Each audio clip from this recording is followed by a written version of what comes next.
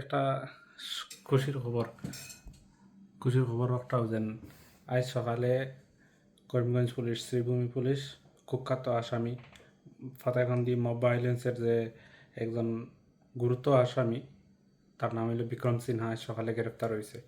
তো টোটাল মিলে 5 জন এখন পর্যন্ত তারা গ্রেপ্তার হয়েছেন, এটা শ্রীভূমি পুলিশ জানাইছে। এবং এটাও জানাইছে যে ডিস্ট্রিক্টের সব জনসাধারণরে যে কেউ উল্টাপাল্টা সোশ্যাল মিডিয়ায় পোস্ট না করিয়া টাকার লাগিয়া, এবং কেউ ভায়োলেন্স এবং হইব এমন কোনো পোস্ট না করার লাগে, কোনো ভিডিও বার্তা না দেওয়ার লাগিয়া সব শান্তিতে থাকো।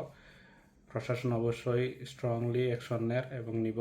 তবে প্রশাসনের কাছে একটাও আমার রিকোয়েস্ট দেন যে ভিকটিমরা আছে তারা কমসে কম একটা সহায়তার ব্যবস্থা করে দেওয়া হোক, এবং যে অসুস্থ 2 জন ছেলে আছে তারার ভালো উন্নত মানের ট্রিটমেন্টের ব্যবস্থা করে দেওয়া হোক। কারণ হসপিটাল থেকে রিলিজ হওয়ার সাথে সাথে যে তারা আবার সুস্থ হয়ে যাবে এমন নাই, তারা লং টাইম মেডিসিন খাইতে হইব, এরপরে অনেক পেরেশানির মধ্যে তারা থাকতে হইব।